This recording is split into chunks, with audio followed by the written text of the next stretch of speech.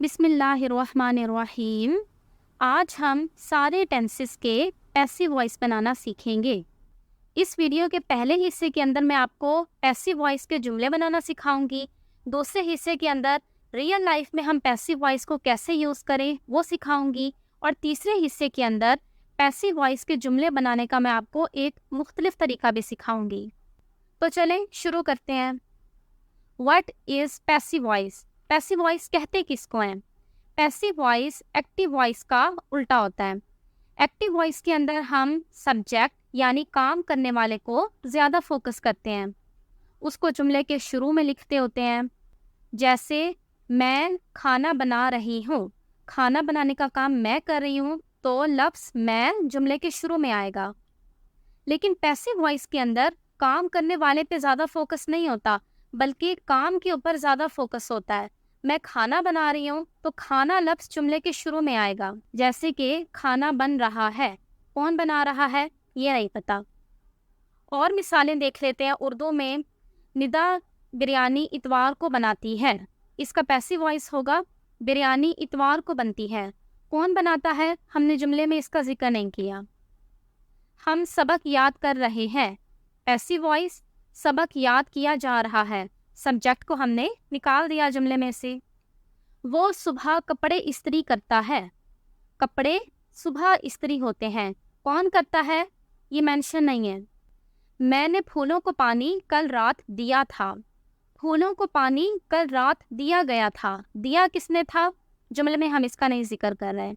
तो इसे कहते होते हैं पैसिव वॉइस, जो एक्टिव वॉइस का उल्टा होता है। एक्टिव वॉइस में जुमले के शुरू में होता है सब्जेक्ट और लास्ट में होता है ऑब्जेक्ट, जबकि पैसिव वॉइस में जुमले के शुरू में होता है ऑब्जेक्ट और सब्जेक्ट अगर होगा तो जुमले के आखिर में, या तो होगा ही नहीं जुमले में।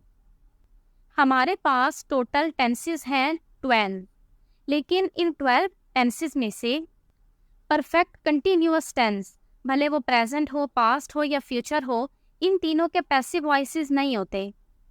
नेटिव स्पीकर्स के नज़दीक इनके पैसिव वॉइस बनाना बहुत अनकॉमन है और उनको अजीब भी लगता है इनके पैसिव वॉइस बनाना। तो अगर इनके मुताल्लिक कोई बात कहनी भी होती है बगैर सब्जेक्ट के तो वो किसी और तरीके से कह लेते हैं, लेकिन इनके पैसिव वॉइसेस नहीं बनाते। इन 3 टेंसेस के अलावा फ्यूचर कंटिन्यूअस टेंस, इस टेंस के पैसिव वॉइस भी इस्तेमाल करने में बहुत अनकॉमन है और अजीब लगते हैं, तो इसलिए इस टेंस के भी पैसिव वॉइस नहीं है। तो हमारे पास टोटल टेंसेस इन 12 में से रह गए हैं 8, जिनके हम पैसिव वॉइसेस सीखेंगे। इन सारे टेंसेस के पैसिव वॉइस मैं आपको बारी बारी सिखाती हूँ, लेकिन उससे पहले मैं आपको एक बेसिक स्ट्रक्चर दिखा देती हूँ जो सारे टेंसेस में कॉमन होगा। पैसिव वॉइस के अंदर हम वर्ब यूज़ करते होते हैं बी, और उसके बाद मेन वर्ब की थर्ड फॉर्म आती है, यानी जो मेन वर्ब हमारे जुमले में है, जैसे मैं खाना बनाती हूँ तो खाना बनाना यानी कि कुक, तो कुक की थर्ड फॉर्म आएगी कुक्ड। पैसिव वॉइस के अंदर मेन वर्ब की हमेशा थर्ड फॉर्म आती है, भले किसी भी तरह का पैसिव वॉइस क्यों ना हो, लेकिन उस मेन वर्ब की थर्ड फॉर्म से पहले बी वर्ब लगता होता है। वर्ब बी प्लस वर्ब की थर्ड फॉर्म, ये बेसिक फॉर्मूला है जो सारे पैसिव वॉइसेस में कॉमन है। वर्ब बी के मुतालिक आपको पता ही होगा, इसकी 3 टाइप्स होती हैं, इज़, एम, आर, और इसकी सेकंड फॉर्म हो जाती है वॉज या वर, इसकी थर्ड फॉर्म होती है बीन, और इसकी आईएनजी फॉर्म होती है बीइंग।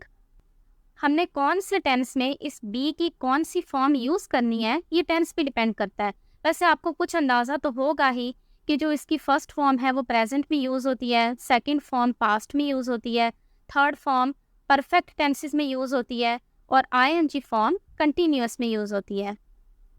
चलें अब बारी बारी सारे टेंसेस के पैसिव वॉइस बनाना सीख लेते हैं। अगर आपको पहले से टेंसेस आते हैं यानी एक्टिव वॉइसेस उनके आते हैं तो आपके लिए पैसिव वॉइस इंतहाई आसान है, और अगर नहीं आते तो ज़रूरी है कि आप पहले एक्टिव वॉइस सीखें, तभी आपको पैसिव वॉइस आएंगे। सबसे पहले मेरे पास टेंस है प्रेजेंट इंडेफिनिट टेंस। इस टेंस का स्ट्रक्चर आपको पता ही है, सबसे पहले हम सब्जेक्ट लगाते हैं, उसके बाद वर्ब और उसके बाद ऑब्जेक्ट। जैसे कि ज़ारा केक खाती है, ज़ारा ईट्स द केक। इसका पैसिव वॉइस बनाने के लिए हम ऑब्जेक्ट को स्टार्ट में लगा देंगे, उसके बाद वर्ब बी, और उसकी जो फॉर्म्स होती हैं इज़, एम, आर, इनमें से जो भी ठीक लगेगी वो यूज़ करेंगे। उसके बाद वर्ब की थर्ड फॉर्म, और उसके बाद आखिर में सब्जेक्ट लगाना है तो लगा दें, वरना रहने दें। जैसे Zara eats the cake, Zara cake खाती है। केक खाया जाता है, कौन खाता है ये नहीं हम बता रहे, तो इसमें ऑब्जेक्ट है केक, इसको हम स्टार्ट में लगा देंगे द केक। उसके बाद केक के साथ इज यूज होता है, द केक इज। ईट की third form eaten, the cake is eaten, cake खाया जाता है। इन दोनों के स्ट्रक्चर के अंदर डिफरेंस देखें। एक्टिव वॉइस के अंदर था शुरू में सब्जेक्ट, उसके बाद वर्ब, उसके बाद ऑब्जेक्ट, और पैसिव वॉइस में हमने शुरू में कर दिया ऑब्जेक्ट, आखिर में कर दिया सब्जेक्ट, और वर्ब की थर्ड फॉर्म कर दी, और उससे पहले बी वर्ब लगा दिया। एक और जुमला देख लेते हैं। शेफ खाना बनाता है, the chef cooks the meal. Passive voice, meal को स्टार्ट में लगा देंगे, the meal is cooked by the chef. अगर लगाना भी है पैसिव वॉइस में सब्जेक्ट, तो हम जुमले के आखिर में लगाएंगे और उससे पहले बाय लगाएंगे, the meal is cooked by the chef. लेकिन आम तौर पे पैसिव वॉइसेस बगैर सब्जेक्ट के ही होते हैं। अगर सब्जेक्ट इतना ही ज़रूरी है तो एक्टिव वॉइस यूज़ कर लें और शुरू में सब्जेक्ट को लगा दें। अगर वो गैर ज़रूरी है तभी तो हम यूज़ करते हैं passive voice. Past indefinite tense को देखें। इसके जुमले बनाने का तरीका होता है एक्टिव वॉइस का सब्जेक्ट, उसके बाद वर्ब की सेकंड फॉर्म, और उसके बाद ऑब्जेक्ट। जैसे कि मैंने 2017 में कार खरीदी थी, I bought a car in 2017। Passive voice बनाने के लिए ऑब्जेक्ट को स्टार्ट में लगाएंगे, उसके बाद ये पास्ट है तो इसलिए हम बी की जो सेकंड फॉर्म होती है वॉज या वर वो लगाएंगे, उसके बाद वर्ब की थर्ड फॉर्म, और आखिर में सब्जेक्ट लगाना है तो लगा देंगे। I bought a car, उसके बाद वॉज लगाएंगे, उसके बाद वर्ब की third form bought, a car was bought in 2017। हमने क्रिकेट खेला था, we played cricket। क्रिकेट खेला गया था, क्रिकेट was played। और अगर आखिर में सब्जेक्ट भी लगाना है तो वो भी लगा देते हैं, क्रिकेट हमसे खेला गया था, cricket was played by us। Future indefinite tense, इसका फॉर्मूला होता है सब्जेक्ट, उसके बाद विल, उसके बाद वर्ब, उसके बाद ऑब्जेक्ट। जैसे कि वो किताब लिखेगी, she will write a book.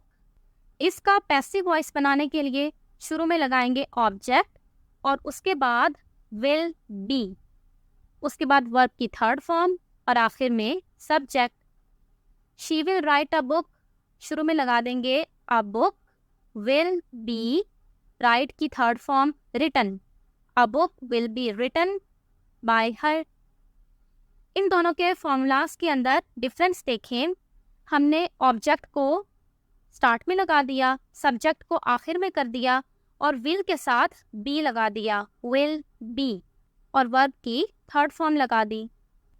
Teacher exams check करेंगी, the teacher will check the exams.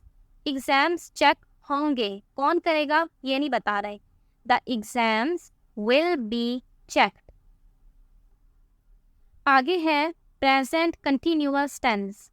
इसके जुमले कुछ इस तरह के होते हैं, सब्जेक्ट, उसके बाद इज, एम, आर, इनमें से कुछ यूज़ करते हैं, फिर वर्ब की आईएनजी फॉर्म, और फिर ऑब्जेक्ट।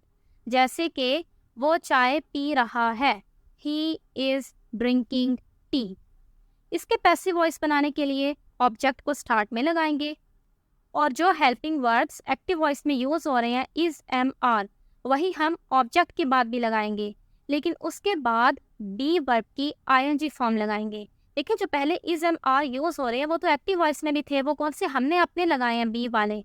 हमने तो अपना लाजमी लगाना होता है ना पैसिव वॉइस में बी वर्ब, तो इसलिए हम उन हेल्पिंग वर्ब्स के बाद बी वर्ब की आईएनजी फॉर्म लगाएंगे, उसके बाद वर्ब की थर्ड फॉर्म, और आखिर में सब्जेक्ट। जैसे चाय पी जा रही है, tea is being, B verb की ING form, tea is being, drink की थर्ड फॉर्म होती है drunk. Tea is being drunk, subject लगाना है तो by him. He is drinking tea, tea is being drunk by him. मेरी अम्मी मुझे मैथ सिखा रही हैं। My mother is teaching me math. इस जुमले के अंदर मेरे पास ऑब्जेक्ट्स दो हैं, एक है मी और एक है मैथ, लेकिन हम यहाँ मी को ले लेते हैं कि मुझे मैथ सिखाई जा रही है। कौन सिखा रहा है ये हम जुमले में नहीं मेंशन करेंगे, तो हम शुरू में लगाएंगे ऑब्जेक्ट, वो है मी, लेकिन मी जब जुमले के शुरू में लगेगा तो वो बन जाएगा आई। आई के साथ यूज होता है am. I am being, teach की थर्ड फॉर्म होती है taught. I am being taught maths, मुझे मैथ सिखाई जा रही है। पास्ट कंटिन्यूअस टेंस, इसके अंदर एक्टिव वॉइस होता है, सब्जेक्ट, उसके बाद वॉज या वर्ब, फिर वर्ब की आईएनजी फॉर्म और फिर ऑब्जेक्ट। और जब पैसिव वॉइस हम बनाएंगे तो हम ऑब्जेक्ट को स्टार्ट में लगा देंगे, वॉज और वर्ब जो एक्टिव वॉइस में था वही वाला हम हेल्पिंग वर्ब यहाँ पर भी लगाएंगे। वॉज या वर्ब के बाद बीइंग लगाएंगे, वर्ब की थर्ड फॉर्म लगाएंगे और आखिर में सब्जेक्ट। जैसे कि वो कपड़े धो रही थी, she was washing the clothes, कपड़े धोए जा रहे थे।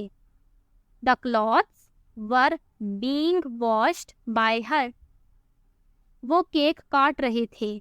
दे वर कटिंग द केक, केक काटा जा रहा था।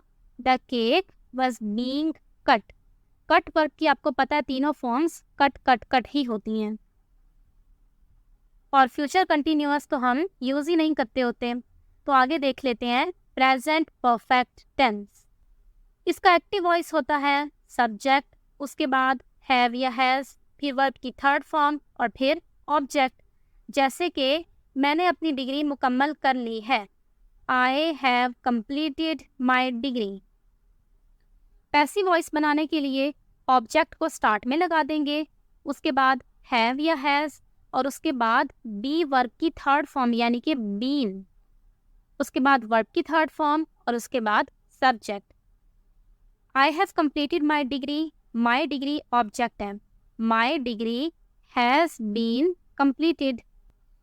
देखिए हमने जुमले में हैव यूज करना है या हैज यूज करना है, ये आपने जैसे एक्टिव वॉइस के अंदर हम सब्जेक्ट के हिसाब से करते हैं, आई के साथ हैव यूज होता है, वैसे ही हम पैसिव वॉइस में ऑब्जेक्ट के हिसाब से करेंगे। माई डिग्री ये एक सिंगुलर नाउन है, इसलिए इसके साथ हैज यूज होगा। वो फैसला कर चुकी है, she has made the decision, फैसला हो चुका है। किसने किया ये नहीं बता रहे, the decision has been made. Past perfect tense, इसके अंदर सब्जेक्ट के बाद हैड होता है, वर्ब की थर्ड फॉर्म होती है और ऑब्जेक्ट होता है। और इसके पैसिव वॉइस बनाने के लिए हम स्टार्ट में ऑब्जेक्ट लगाएंगे, उसके बाद हैड बीन, फिर वर्ब की थर्ड फॉर्म और सब्जेक्ट। जैसे 8 बजे तक बिल्ली चूहा पकड़ चुकी थी, the cat had caught the mouse by 8 o'clock। Passive voice 8 बजे तक चूहा पकड़ा जा चुका था। ऑब्जेक्ट यानी कि माउस, इसको स्टार्ट में लगा देंगे, the mouse had been caught by 8 o'clock। देखिए जो परफेक्ट टेंसेस हैं इसमें सिर्फ इतना सा ही फर्क है कि हम ऑब्जेक्ट को स्टार्ट में लगाते हैं और बीन का भी जुमले में इजाफा कर देते हैं। एक और जुमला, मैं इतवार से पहले खत भेज चुकी थी, I had sent the letter before Sunday. इतवार से पहले खत भेजा जा चुका था, the letter had been sent before Sunday. Future perfect tense, इसके अंदर हम सब्जेक्ट के बाद विल हैव, वर्ब की थर्ड फॉर्म और ऑब्जेक्ट, ये वाला फॉर्मूला यूज़ करते हैं। इसके पैसिव में हम स्टार्ट में ऑब्जेक्ट लगाएंगे और उसके बाद विल हैव बीन, फिर वर्ब की थर्ड फॉर्म और लास्ट में सब्जेक्ट। जब मेरे वालिदैन घर आएंगे तो मैं कमरा साफ कर चुकी होंगी, I will have cleaned the house when my parents come home. ऐसी वॉइस बनाने के लिए जब मेरे वालिदैन घर आएंगे तो घर साफ हो चुका होगा। कौन करेगा ये नहीं बता रहे। The house will have been cleaned when my parents come home. कुछ जुमले ऐसे होते हैं जिनके पैसिव वॉइस नहीं बन सकते, क्योंकि उन जुमलों के अंदर इंट्रांजिटिव वर्ब होता है। इंट्रांजिटिव वर्ब ऐसा वर्ब होता है जिसको ऑब्जेक्ट की ज़रूरत नहीं होती, ऑब्जेक्ट के बगैर भी उस वर्ब से बात समझ आ रही होती है। जैसे कि मैं कल रात देर से घर वापस आई। I arrive late last night. अब इसमें जो वर्ब है अराइव, ये इंट्रांजिटिव है, इसको ऑब्जेक्ट की ज़रूरत नहीं है, तो इस जुमले का पैसिव वॉइस नहीं बन सकता। वो बहुत रोया। He cried a lot. Verb cry intransitive है, इसका भी पैसिव वॉइस नहीं बन सकता। The sun rises in the east, the sun sets in the west. Rise और सेट, ये दोनों वर्ब भी इंट्रांजिटिव हैं, इनके भी पैसिव वॉइस नहीं है। मैं सोफे पर बैठूंगी। I will sit on the couch. Sit verb, इसका भी पैसिव वॉइस नहीं बन सकता। तो ये याद रखिएगा कि इंट्रांजिटिव वर्ब्स के पैसिव वॉइसेस नहीं होते। सिर्फ यही नहीं है जो मैंने आपको अभी एग्जांपल्स दी हैं, और भी बहुत सारे वर्ब्स हैं जो इंट्रांजिटिव होते हैं। पैसिव वॉइस को हम रियल लाइफ में कब यूज़ करेंगे? जब हमें ये ना बताना हो कि काम किसने किया है, हम सिर्फ काम पे फोकस करना चाहें, तब हम यूज़ करते होते हैं पैसिव वॉइस। और हम क्यों नहीं बताना चाह रहे कि काम किसने किया है, उसकी कई सारी वजूहात हो सकती हैं। हो सकता है कि काम करने वाला इतना इम्पॉर्टेंट नहीं है, बल्कि काम ज़्यादा इम्पॉर्टेंट है, इसलिए हम उसका जिक्र नहीं करते। या फिर हमें पता ही नहीं होता कि काम किया किसने है। या फिर सब्जेक्ट बहुत ऑब्वियस होता है, सबको पता होता है कि काम किसने किया है, इसलिए हम सब्जेक्ट का जिक्र नहीं करते। देखिए एग्जाम्पल्स को। I was born on 1 February। ये जुमला पैसिव वॉइस का है, इसके अंदर हम थर्ड फॉर्म यूज़ कर रहे हैं बोर्न, और शुरू में बी वर्ब भी लगा रहे हैं। I was born. इस जुमले में हम सब्जेक्ट को यूज़ नहीं करते होते, क्योंकि सब्जेक्ट बिल्कुल ऑब्वियस है, बताने की ज़रूरत नहीं है। कोई भी ऐसे नहीं कहता होता my mother bore me on 1 February। ऐसा कहना बहुत अजीब लगेगा। Mohammad Ali Jinnah is known as कायदे आज़म। नो का मतलब होता है जानना, वो जाने जाते हैं। मोहम्मद अली जिन्ना कायदे आज़म के नाम से जाने जाते हैं। कौन जानता है? जाहिर है आसपास के लोग, सारी दुनिया उनको कायदे आज़म के नाम से जानती है, तो यहाँ भी सब्जेक्ट का बताना ज़रूरी नहीं है। ये ब्रिज 1955 में बना था। दिस ब्रिज वॉज बिल्ड इन 1955। किसने बनाया था ये मुझे पता ही नहीं है, तो इसलिए मैं सब्जेक्ट का जिक्र नहीं कर रही। हमारा कौमी तराना हफीज़ चलंदरी ने लिखा था। अब देखें, इस जुमले के अंदर हमारा कौमी तराना ऑब्जेक्ट है, लेकिन ये ज़्यादा इम्पॉर्टेंट है लिखने वाले से, तो इसलिए मैं इसको स्टार्ट में लगा के पैसिव वॉइस का जुमला बनाऊंगी। Our national anthem was written by Hafeez Jalandhari. जब हम किसी चीज़ की डेफिनेशन पढ़ते होते हैं तो उसके आखिर में लिखा होता है इज़ कॉल्ड अ डैश, मतलब डैश में उस चीज़ का नाम लिखा होता है। जैसे नाउन की डेफिनेशन है, the name of person place और thing is called a noun. Call का मतलब होता है कहना, बुलाना, तो किसी भी जगह, चीज़ या इंसान के नाम को नाउन कहते हैं। कौन कहता है ये भी हम नई जुमले में जिक्र करते हैं। डेफिनेशंस के अंदर हम सब्जेक्ट का जिक्र नहीं करते होते। जाहिर है आसपास के लोग, सारी दुनिया ही, क्योंकि ये एक फैक्ट है ना, डेफिनेशन, सब कहते हैं इसको नाउन, तो इसलिए मुझे यूँ जुमला बनाने की ज़रूरत नहीं है। People call it a noun. कल रात वो गिरफ्तार हो गया है। He was arrested last night. किसने अरेस्ट किया? जाहिर है अरेस्ट करने का काम तो पुलिस ही करती होती है, तो यहाँ भी पुलिस को मेंशन करना ज़रूरी नहीं है। मेरे घर के सामने वाली सड़क आज ब्लॉक है क्योंकि रोड की मुरम्मत हो रही है। The road is being repaired. कौन मुरम्मत कर रहा है ये ज़रूरी नहीं है बताना। ऐसे ही और जुमले भी हैं मेरे पास। खिड़की टूट गई है। The window has been broken. Break करने का काम किसने किया है? हम ये जुमले में नहीं बताना चाह रहे हैं, बस ये बताना चाह रहे हैं कि खिड़की टूट गई है। अलीना की कार चोरी हो गई है। अलीना's कार हैज़ बीन स्टोलन। किसने चोरी की हम नहीं बताना चाह रहे, या हमें पता ही नहीं है। उसने जॉब के लिए अप्लाई किया था लेकिन वो रिजेक्ट कर दिया गया। He applied for a job but was rejected. किसने रिजेक्ट किया, हम पैसिव वॉइस यूज़ कर रहे हैं ना, बट वॉज रिजेक्टेड। यहाँ दोबारा ही लगाने की ज़रूरत नहीं है, ही वॉज रिजेक्टेड हमने ही एक दफ़ा स्टार्ट में लगाया हुआ है। तो उसको रिजेक्ट किसने किया, जाहिर है जहाँ उसने अप्लाई किया था उसी कंपनी ने उसको रिजेक्ट किया है, तो यहाँ सब्जेक्ट को बताना ज़रूरी नहीं है, सब्जेक्ट बिल्कुल ऑब्वियस है। टीचर ने स्कूल में मुझसे बहुत सारे सवाल किए। मुझसे बहुत सारे सवाल किए गए। I was asked many questions. Teacher का मैं जुमले में जिक्र नहीं कर रही। उस हादसे का सारा इल्ज़ाम मुझे दिया जा रहा है। कौन दे रहे हैं, आसपास के लोग दे रहे हैं, लेकिन उनका मैं जिक्र नहीं करना चाह रही। आई am being blamed for the accident. TV में न्यूज़ आ रही है, कल एक बिल्ली बहुत सीरियस हालत में मिली और उसे सही वक्त पे हॉस्पिटल ले जाया गया, लेकिन वो नहीं बता रहा है कि किसने ये सारा काम किया।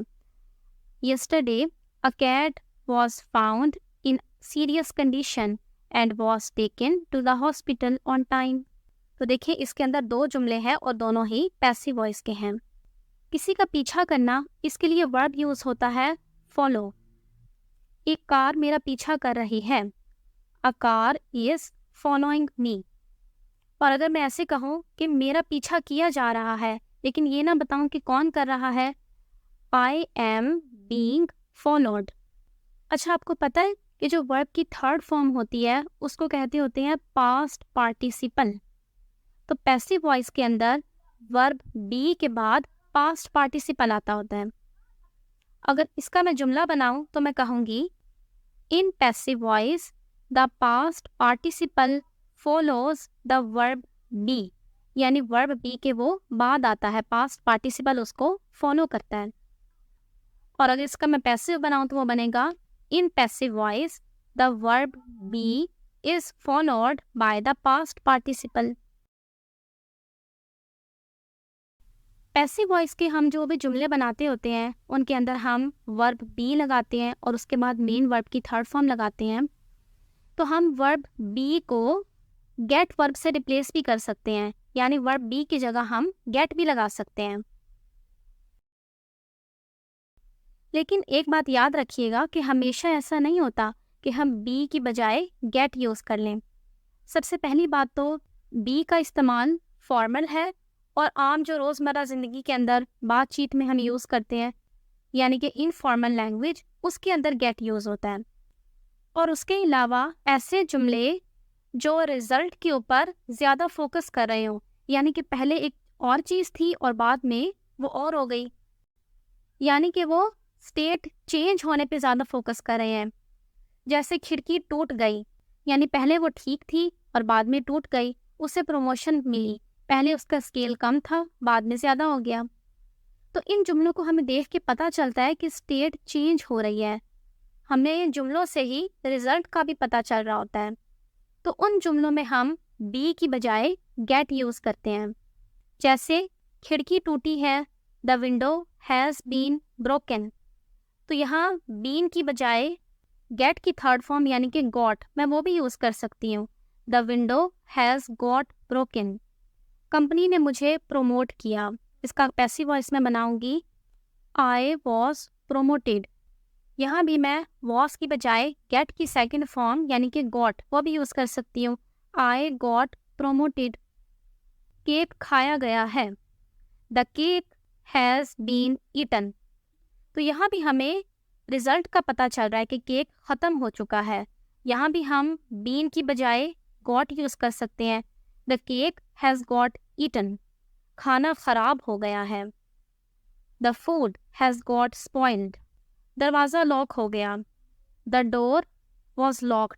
लेकिन देखिए यहाँ भी स्टेट चेंज का पता चल रहा है कि पहले नहीं था और वो हो गया, द डोर गॉट लॉक्ड।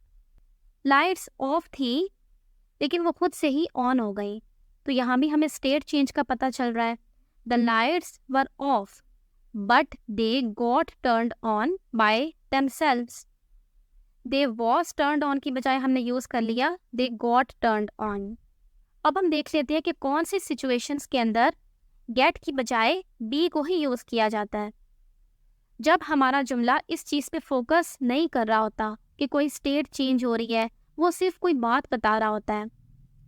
जैसे ये घर 1990 में तामीर हुआ था, तो ये जुमला रिजल्ट पे या स्टेट के चेंज होने पे फोकस नहीं कर रहा, तो इसलिए इसको हम बनाएंगे this home was build in 1919। Cake 350 degrees पर बेक होता है। The cake is baked at 350 degrees. यहाँ पे भी हम इज ही यूज़ करेंगे, गेट नहीं यूज़ कर सकते। खाना शेफ बनाता है। The food is cooked by the chef. Dinner 7 बजे किया गया था। The dinner was eaten at 7 PM। दरवाज़ा रात को बंद होता है।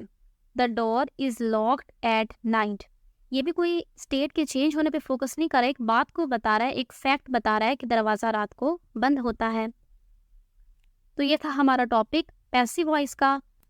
ये टॉपिक आसान तो नहीं है, लेकिन मेहनत करने से कोई चीज़ मुश्किल भी नहीं रहती होती। अस्सलामु अलैकुम।